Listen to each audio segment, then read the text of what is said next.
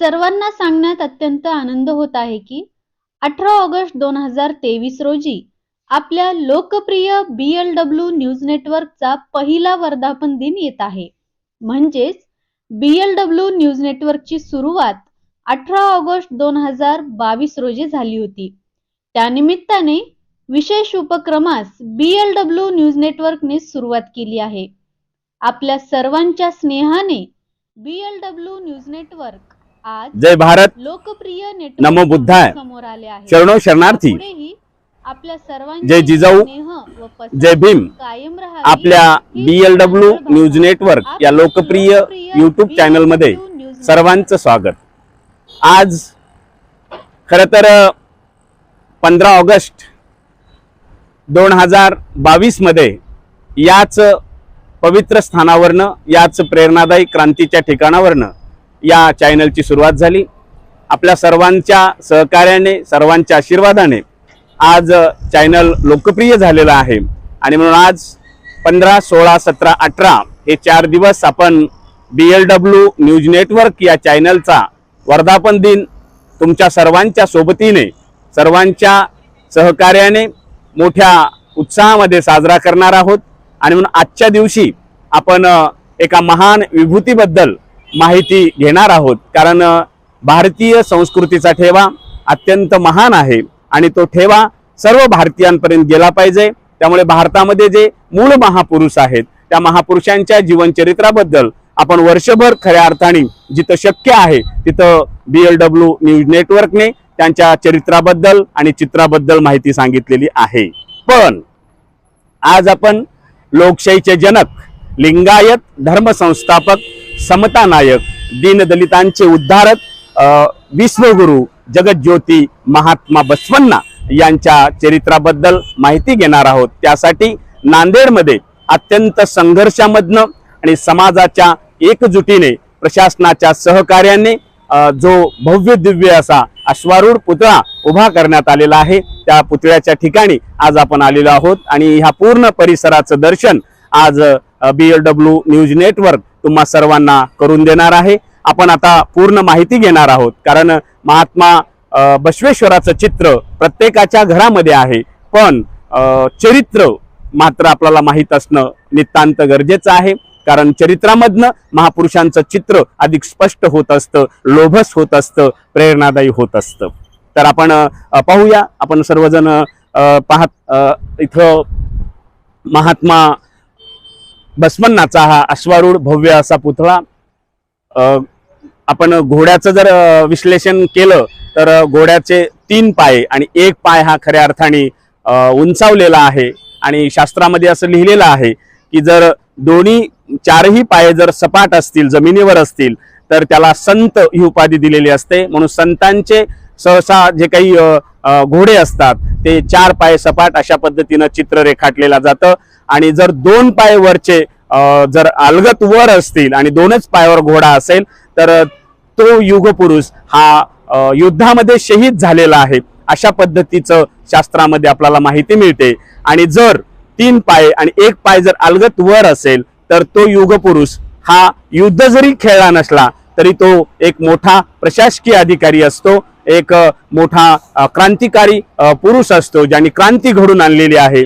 अशा पद्धतीचं वर्णन आपल्याला शास्त्रामध्ये सापडतं. आणि म्हणून महात्मा बसवेश्वराच्या या घोड्याच्या एकंदरीत चित्रावरून आपल्या लक्षात येईल की त्यांनी बसलेला घोडा हा 1 पाय वर आहे. याचाच अर्थ महात्मा बसवेश्वरांनी युद्ध प्रत्यक्षात जरी रणांगणावर खेळलं नसलं तरी क्रांती घडून आणली होती. म्हणून सप्त क्रांतीचे जनक म्हणून आपण महात्मा बसवेश्वराकडे पाहत असतो.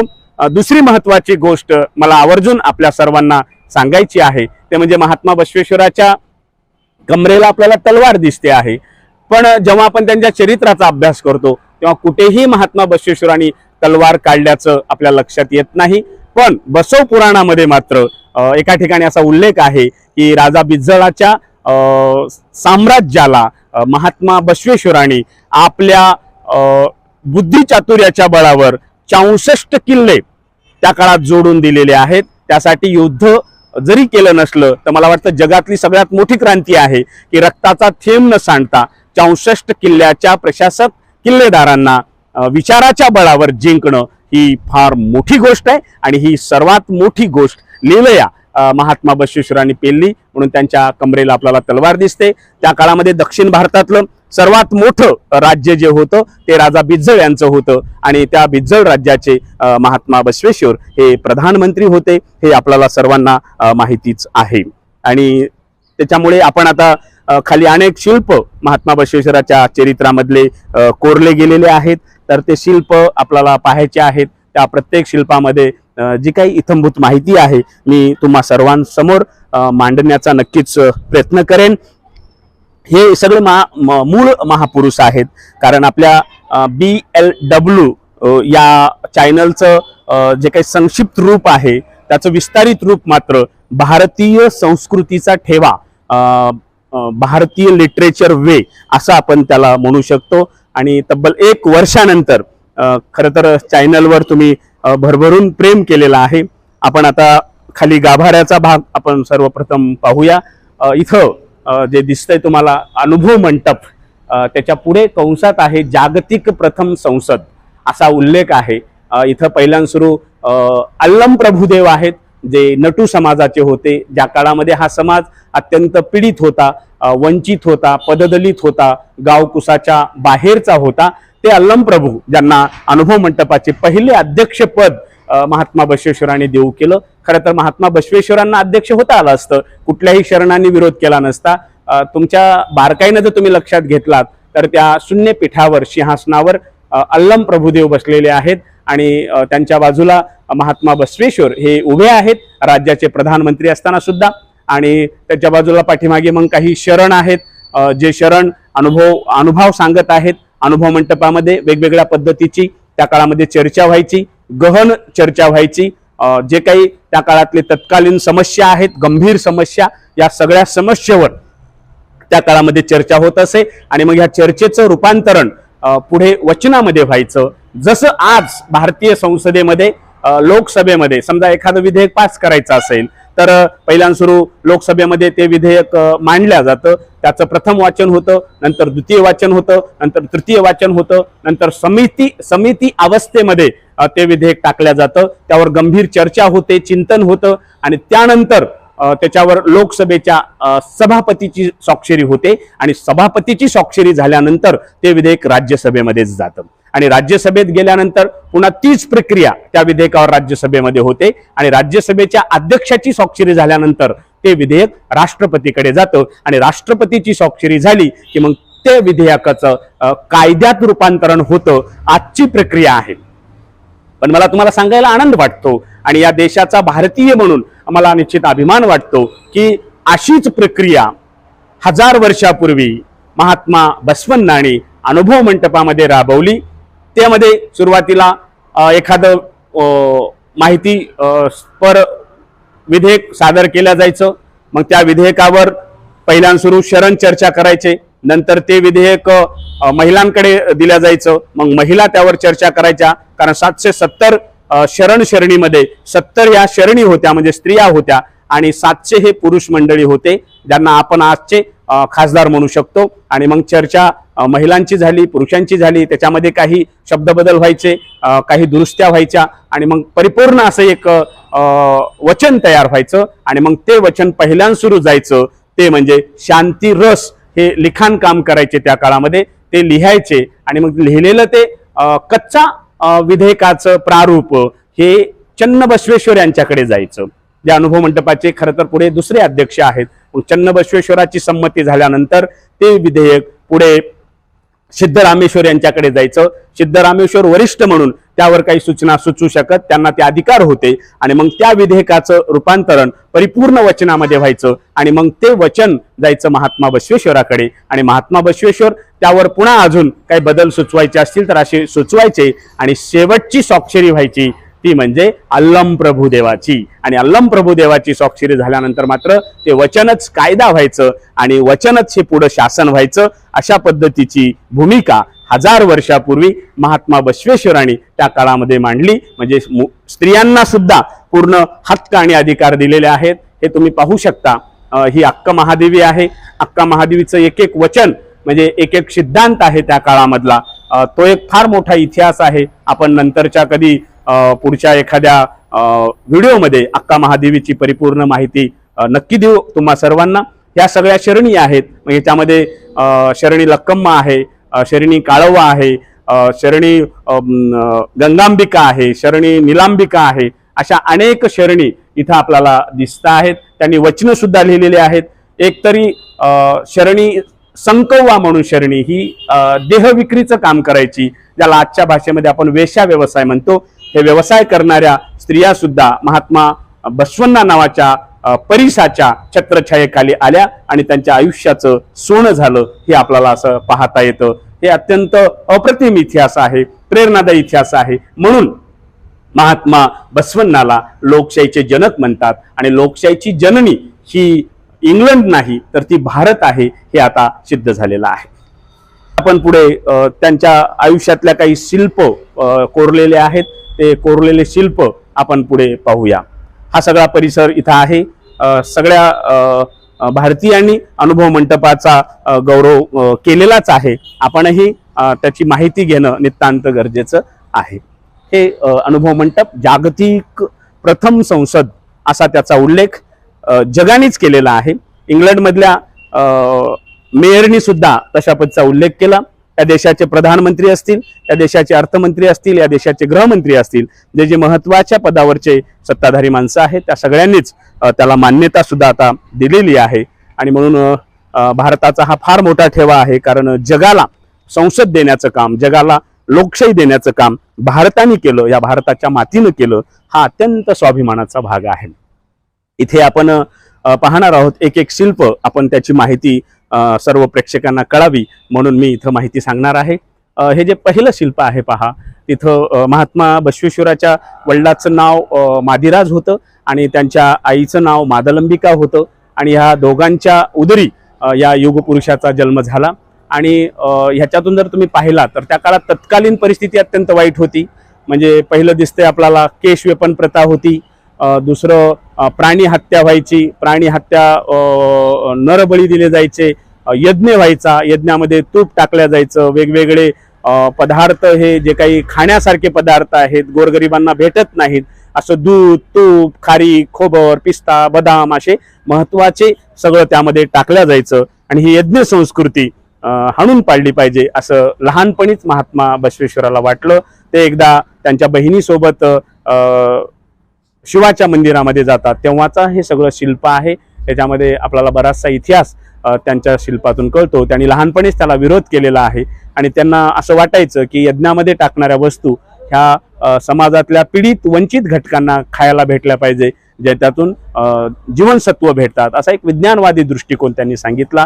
त्या काळात अश्वयज्ञ व्हायचं, घोड्यांना यज्ञामध्ये टाकून मारल्या जायचं, गजयज्ञ व्हायचं, हत्तीला यज्ञामध्ये टाकून मारल्या जायचं आणि वेगवेगळ्या पद्धतीचे बळी त्या काळामध्ये दिल्या जात होते. अशा पद्धतीच्या शिल्पातनं हे आपल्याला दिसतं.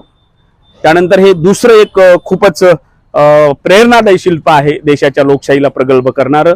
हे महात्मा बसवेश्वर एका विहिरीपाशी दिसत आहेत आणि बाकीचे सगळे दिसत आहेत. महात्मा बसवेश्वराच्या जवळ एक त्या काळात मातंग समजल्या जाणाऱ्या केत नावाचा तो मुलगा आहे. आणि ती घटना अशी घडली पहा की महात्मा बसवेश्वर लहान असताना खेळायला जातात आणि मग ते जेव्हा घराकडे येत असतात तेव्हा एका विहिरीच्या भोवताल सर्वजण पाहत असतात, काहीतरी घटना घडलेली आहे म्हणून बाल बसवाची सुद्धा उत्सुकता ताणल्या जाते. आणि उत्सुकता ताणल्या गेल्यानंतर ते विहिरीजवळ पळत जातात आणि वाकून पाहतात तर काय, एक मुलगा पाण्यामध्ये बुडत असतो. पण कुणीही त्याला वाचवायला जात नाही, कारण त्या काळामध्ये विटाळ नावाची फार कुप्रथा समाजामध्ये अवगत होती आणि तो गावकुसाच्या बाहेरचा पोरगा असल्यामुळे त्याला वाचवण्याचं धाडस कोणी करत नाही. पण शेवटी महात्मा बसवेश्वर विहिरीमध्ये उडी मारतात आणि उडी मारून त्याला बाहेर काढतात. पण सनातनी व्यवस्था मात्र बसवेश्वरावरच आरोप करते की त्या लेकराला बसवेश्वरांनी ढकलून दिलं, असा आरोप बसवेश्वरावर होतो. पण शेवटी मुलगा शुद्धीवर येतो आणि मुलगाच शेवटी म्हणतो की नाही, मीच पाय घसरून पडलो आणि त्याच्यामुळे मलाच बसवण्णांनी वाचवलं. म्हणजे लहानपणापासून जातीची माती करणारा हा युगपुरुष पुढच्या काळामध्ये महात्मा कसा झाला त्याची आपण हळूहळू माहिती घेणार आहोत. आणि लहानपणीची ही घटना मला वाटतं आज प्रेरणादायी आहे. आज भारतामध्ये अशा काही घटना आपल्याला दिसतात जिथं आजही अस्पृश्यता पाळली जाते. जळगाव नावाचा जिल्हा आहे महाराष्ट्रामध्ये, तिथं एका ब्राह्मण माणसांच्या विहिरीमध्ये 2 मातंगाची पोरं पोहायला गेली होती आणि 21व्या शतकामध्ये आमच्या विहिरीचं पाणी तुम्ही बाटलं म्हणून त्या ब्राह्मण माणसाने मातंगाच्या मुलांना झोडपून काढलेलं होतं. ही घटना अगदीच ताजी दिसते आपल्याला आणि त्या घटनेचा जर आपण अन्वयार्थ लावला तर 12व्या शतकामध्ये अस्पृश्यतेला मुठमाती देण्याचं काम महात्मा बसवेश्वरांनी केलेलं आहे. त्यानंतर आपण इथं येऊ शकतो. महात्मा बसवेश्वरांनी या जगाला 2 शब्दाची देण दिलेली आहे. एक शब्द आहे काय कवे कैलास आणि दुसरा शब्द आहे दासोह. म्हणजे जगामध्ये तुम्हाला 2 शब्द हे फक्त आणि फक्त महात्मा बसवण्णांनी दिले हे सिद्ध होतं. 12व्या शतकाच्या अगोदर हे 2ही शब्द कुठल्याच ग्रंथामध्ये, कुठल्याच पोथीमध्ये, कुठल्याच पुराणामध्ये, कुठल्याच वेदामध्ये दिसत नाहीत. हे दोन्ही नवीनतम शब्द अर्थव्यवस्थेला देण्याचं काम 12व्या शतकामध्ये महात्मा बसवेश्वरांनी केलं. या चित्रामध्ये तुम्ही जर बारकाईनं पाहिलं तर आजची जी मेक इन इंडिया कल्पना आहे, आत्मनिर्भर भारत म्हणजे प्रत्येक माणसाच्या हाताला काम आणि कामाचं योग्य दाम मिळण्याची जी प्रक्रिया आहे ती प्रक्रिया 12व्या शतकातच राबवल्या गेल्याचं हे ज्वलंत उदाहरण आणि अत्यंत जळजळीत असा पुरावा आहे. प्रत्येक छोटे छोटे व्यवसाय करणारे, कुंभार असेल, चांभार असेल, सोनार असेल, फुलमाळी असेल, शेतकरी असेल किंवा धोबी असेल, हे सगळे कायक होते. महात्मा बसवेश्वरांनी सांगितलं की जात ही ईश्वर निर्मित नाही, जात ही मानव निर्मित आहे. माणसाची विद्वत्ता, हुशारी त्याच्या अनुभवावरून, त्याच्या पात्रतेवरून आणि त्याच्या ज्ञानावरून ठरली पाहिजे. ही भूमिका 1000 वर्षापूर्वी महात्मा बसवण्णा या युगपुरुषांनी घेतल्याचं आपल्याला प्रत्यक्षात दिसतं. कारण बोले तैसा चालले त्याची वंदावी पाऊले. महात्मा बसवेश्वर जसे बोलले तसं त्यांनी आपण प्रधानमंत्री असताना वागल्याचं दिसतं. याच्यामध्ये मोळी मार्गयाचं चित्र आहे. तो तर काश्मीरचा राजा होता ज्यांच्या डोक्यावर आपल्याला मोळी दिसत आहे, तर हा काश्मीरचा राजा आहे. पण महात्मा बसवेश्वराची महती त्यांना लक्षात आली आणि कुठलंही न्यूजपेपर नसताना, कुठलं काही म्हणजे प्रसार माध्यमाची साधनं नसताना सुद्धा अगदी विचार एवढा पूर्ण भारतभर पसरलेला होता की या महापुरुषाला पाहण्यासाठी आपलं राज्य मुलाच्या स्वाधीन करून काश्मीरचा राजा हा महात्मा बसवेश्वराला भेटायला आला आणि अनुभव मंडपामध्ये त्यांनी लाकडं विकण्याचं कायक केल्याचं आपल्याला दिसतं. म्हणजे जो मडकी बनवत होता तो कुंभार झाला, जो चपलं बनवत होता तो चांभार झाला, जो सोन्याची दागिने बनवत होता तो सोनार झाला, जो शेती करत होता तो कुणबी झाला, जो कपडे धुत होता तो धोबी झाला, जो म्हणजे हजामत करत होता तो न्हावी झाला. अशा पद्धतीनं त्या काळामध्ये वेगवेगळं कायक करणारी ही सगळी शरण मंडळी नंतर ती जातीमध्ये कन्वर्ट झाली. आज आपल्याला कुंभार जातीचा म्हणतो, आपण चांभार जातीचा म्हणतो. हे जात वगैरे काहीच नाही. महात्मा बसवेश्वराचं एक वचन आहे, बोहिनीचा सुत नाव त्याचे व्यास, मार्कंडे खास मांगिनीचा, मंडुकाची कन्या थोर मंदोदरी, जातीची थोरवी कायकीजे, बेरडाचे पोटी अगस्तीचा जन्म, चांभार उत्तम तो दुर्वास, कोंडी नेतो नावी कसप्पे लोहार, तिनी लोकी बरवी प्रसिद्धी, जातीचे श्रेष्ठत्व हाची वेडाचार, कुडल संगम देवा. म्हणजे श्रमावर आधारित अर्थव्यवस्था, श्रम प्रतिष्ठेवर आधारित अर्थव्यवस्था झाली तरच देश महासत्ता होऊ शकतो. अन्यथा जातीवर आधारित जर देशाची रचना झाली तर महासत्तेची स्वप्न देशाने चुकूनही पाहू नये असा सज्जडदम महात्मा बसवण्णांनी दिलेला आहे. आपण हे शिल्प पाहू शकता. हे जगामधलं सर्वोच्च असं निष्ठेचं शिल्प आहे. शरण हरळय्या आणि शरणी कल्याणीमा यांनी आपल्या निष्ठेतनं निष्ठा कशी असावी, आज जी निष्ठा कमी होताना दिसते आपल्याला सर्व क्षेत्रामधली, तर एका विचारावर, आपल्या देशावर किती देशभक्ती असावी, आपल्या नेत्यावर किती निष्ठा असावी हे दाखवण्याचं काम या चित्रातनं दिसतं. हे जे आहेत हे दाम्पत्य आहेत. शरण हरळय्या आहे तो आणि त्याच्या बाजूला त्याचीच पत्नी शरणी कल्याणीमा आहे. हे दोघं महात्मा बसवेश्वराला भेटण्यासाठी महामनेमध्ये म्हणजे बसवण्णाच्या घरी जातात आणि घरी जात असताना भेट वस्तू म्हणून आपणच जे कायक करतो ते कायकाचीच भेटवस्तू घेऊन जातात ते. म्हणजे यातून एक संदेश भेटतो पहा की आपण आजही लग्न वरातीमध्ये वेगवेगळ्या भेटवस्तू देत असतो. तर बसवण्णांनी त्या काळात सांगितले की तुम्ही भेट द्या, पण आपण जे कायक करतो ना तेच भेट द्या. आणि आपल्याला ह्या चित्रातून स्पष्ट दिसतंय की स्वतःच्या मांडीच्या कातडीपासनं यांनी जोडी बनवली आणि ही जोडी महात्मा बसवण्णाच्या महामनेमध्ये घेऊन गेले. ते घेऊन गेल्यानंतर या महापुरुषांनी ओळखलं की ही माणसाच्या कातडीची जोडी आहे. काय श्रेष्ठता असेल बघा, काय निष्ठा असेल, किती प्रेम असेल महात्मा बसवण्णावर, कारण त्यांना माणूस बनवण्याचं काम या महापुरुषांनी केलं. आणि मग ती सुद्धा जोडी महात्मा बसवेश्वरांनी पायात न घालता ती डोक्यावर घेतल्याचं आपल्याला स्पष्ट दिसतं आहे. आणि अतिशोक्ती वाटणारच नाही, नक्कीच का वाटणार नाही, कारण ही जोडी आजही गुलबर्ग्याच्या तिथे जतन करून ठेवण्यात आलेली आहे. आणि तुमच्या त्या DNA चेक करणाऱ्या शास्त्रज्ञांनी सिद्ध केलेलं आहे की ही 12व्या शतकातलीच जोडी आहे, मानवी कातडीपासूनच बनवलेली जोडी आहे. काय सिद्धांत आहे, काय मोठा इतिहास आहे पहा. हा इतिहास समाजालाच नाही, राष्ट्राला प्रेरणा देणारा तो इतिहास असल्याचं आपल्याला दिसतं. ते दोन्ही बाजूला महात्मा बसवेश्वराच्या पत्न्या आहेत, एक निलांबिका आहे, एक गंगांबिका आहे. दोन्ही पत्नीसोबत आहे. एका बाजूला हरळय्या आणि कल्याणमा दोघे जण अत्यंत विनम्रपणे नमस्कार करतायत. महात्मा बसवेश्वरांनी त्यांची अप्रतिम अशी बनवलेली जोडी आपल्या डोक्यावर ठेवून प्रत्यक्षात हा संगमनाथ आहे अशा पद्धतीचा गौरव श्रमाचा करणारा जगातला एकमेव महापुरुष म्हणजे महात्मा बसवण्णा आहेत असं आपल्याला या उदाहरणातनं दिसतं. आणि काय आदर्श घ्यायचा मग या उदाहरणातनं बघा ना, अभ्यासक्रमामध्ये सुदाम आणि पोहे दिल्याचं आपल्याला, कृष्णाला पोहे दिल्याचं आपल्याला दिसतं. शबरीची बोरं खाल्ली आणि फार मोठी क्रांती झाली असं रामायणातनं सुद्धा आपल्याला सांगितलं जातं. किंवा एक कोणता तरी राजा होता म्हणे, तो कोणातरी काल्पनिकच राजा होता, पक्षाला आपल्या मांडीचं मांस काढून देतो आणि ते सुद्धा राजा आपल्या लोकांच्या पुढे आदर्श म्हणून ठेवण्यात आला.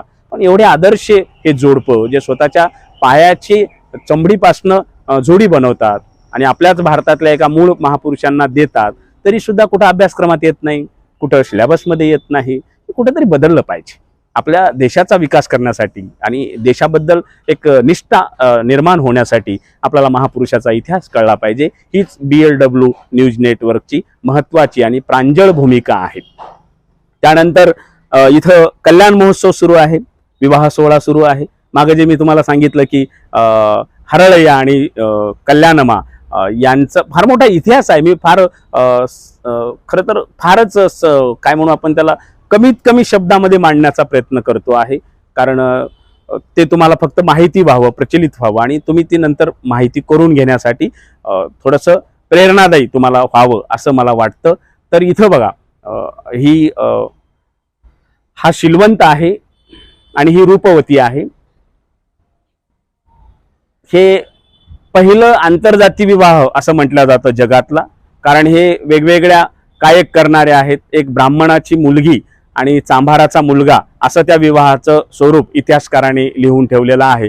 आजही आपण आंतरजातीय विवाहाबद्दल फारच सकारात्मक आहोत असं नाही, पण त्या काळामध्ये महात्मा बसवेश्वरांनी सांगितलं, ज्याच्या गळ्यामध्ये इष्टलिंग आहे आणि डोक्यावर विभूती आहे त्याची जात नष्ट होते, त्याचं कुळ नष्ट होतं, त्याचा पंथ नष्ट होतो आणि ते लिंगवंत होतात. अशी एक समतेची चळवळ त्या काळात महात्मा बसवेश्वरांनी खऱ्या अर्थाने पुढे आणली. म्हणून शिलवंत नाव आणि ब्राह्मण मधुरस त्या काळात मंत्री होते महात्मा बसवेश्वराच्या ह्याच्यामध्ये बघा, म्हणजे श्रीमंती हा विषयच नाहीये त्याच्यामध्ये. आणि त्यांनी आपली कन्या ही हरळयाच्या मुलाला देऊ केली आणि लिंगधारकामध्ये रोटीबेटी व्यवहार प्रारंभ झाला आणि पोट जातीला सगळ्या एकत्र करून जगातली सर्वात मोठी समतेची चळवळ लिंगवंत नावाने महात्मा बसवेश्वराने पुढे सुरू केल्याचं आपल्याला दिसतं. आणि इथं आल्यानंतर पाहता तिथं विवाह झाला. विवाह झाल्यानंतर सनातनी व्यवस्था थया नाचायला लागली. महात्मा बसवेश्वरांनी धर्म बुडवला, काहीतरी झालं, आता देशावर संकट येईल, राज्यावर संकट येईल अशा अपशकुनी बातम्या, अंधश्रद्धा पसरायला लागल्या आणि त्यातून राजा बिज्जळाचे कान भरण्यात आले आणि हलक्या कानाच्या राजा बिज्जळाने त्यांना देहदंडाची परीक्षा दिली. पहा, हे जगातलं अजून सर्वोत्तम असं देशाच्या मातीसाठी शहीद होणारे हे सगळे वीर पुरुष आहेत असं म्हटलं तर वावगं ठरणार नाही. तिघांनाही इथं चांभार हरळय्या, त्याच्यानंतर त्यांचा मुलगा शिलवंत आणि मधुवरस ब्राह्मण या तिघांना हत्तीच्या पायाशी बांधून, त्याला येळहुट्टे अशा पद्धतीचं नाव आहे, त्याला हत्तीच्या पायास असं म्हणू आपण, मरेपर्यंत माजलेल्या हत्तीच्या पायाला बांधून त्यांची पूर्ण कल्याण राज्यामध्ये धिंड काढण्यात आली आणि ते शहीद झाले. ते या मातीसाठी मृत्युमुखी पडले आणि या देशातली जातीयता संपली पाहिजे. जाती अंताच्या लढाईसाठी आपल्या भारतामध्ये सर्वप्रथम कृतियुक्त जर कुणी काम केलं असेल तर ते महात्मा बसवेश्वरांनी केलं आणि इथं 3 माणसं शहीद झाल्याचं आपल्याला दिसतंय. हे फार क्रांतिकारी आहे हे सगळा इतिहास. आणि तिथून पुढे आपण जर या दृश्यामध्ये पाहिलं तर तिथं ती घटना झाली, त्यांना मृत्यूदंडाची शिक्षा झाली. शरणशरणीमध्ये संतापाची लाट उसळली आणि कल्याणचं वातावरण पूर्णतः बदलून गेलं. आणि वातावरण बदलल्यानंतर कल्याणमध्ये कल्याण क्रांती हा जो शब्द आपण वापरतो आहोत, आता इथं वचन भांडाराला करोडो वचनं लिहिण्यात आली होती. कल्याण क्रांतीनंतर शिल्लक वचन घेऊन मग 3 नेतृत्व समोर आले. एक म्हणजे 2 तुकड्या करण्यात आल्या. त्यांच्या एका तुकडीचं नेतृत्व केलं सोलापूरचे शरण सिद्धरामेश्वर यांनी आणि दुसऱ्या तुकडीचं नेतृत्व खरं तर एका महिलेने केलं, ती म्हणजे माता नागाई. माता नागाई ही महात्मा बसवेश्वराची मोठी बहीण आहे आणि या तिनं हाती तलवार घेतली आणि जे काही शिल्लक वचन साहित्य होतं सोबत चन्नबसवण्णा हे माता नागाईचा मुलगा आहे आणि महात्मा बसवेश्वराचे ते भाचे आहेत. अनुभव मंडपाचे ते 3रे अध्यक्ष होते आणि त्यांना घेऊन मडिवाळ माचीदेव आहेत. हे मडिवाळ माचीदेव हे गणाचारी दलाचे प्रमुख आहेत. यांचा सुद्धा फार मोठा खरं तर संदर्भ सापडतो आपल्याला की हे कायक यांचं काय होतं, कपडे धुण्याचं कायक आहे, पण ते गणाचारी दलाचे प्रमुख आहेत. त्या काळामध्ये शूद्राच्या हातामध्ये तलवार नव्हती, पण महात्मा बसवेश्वरांनी दिली. म्हणजे जगामध्ये शूद्र, अतिशूद्र आणि वर्णव्यवस्था मोडून टाकून यांच्या हातामध्ये तलवार देण्याचं काम महात्मा बसवेश्वरांनी केलं. ह्याचे हे उदाहरणं आहेत. आणि मग हे सगळेजण वचन साहित्य घेऊन उळवीकडे निघाले. गंधाड जंगलामध्ये ते जातात. वचन आजही 25,000च्या आसपास वचनं अत्यंत प्रेरणादायी शिल्लक आहेत आणि हे वचनाचे गाठोडे घेऊन ते पुढे गेले.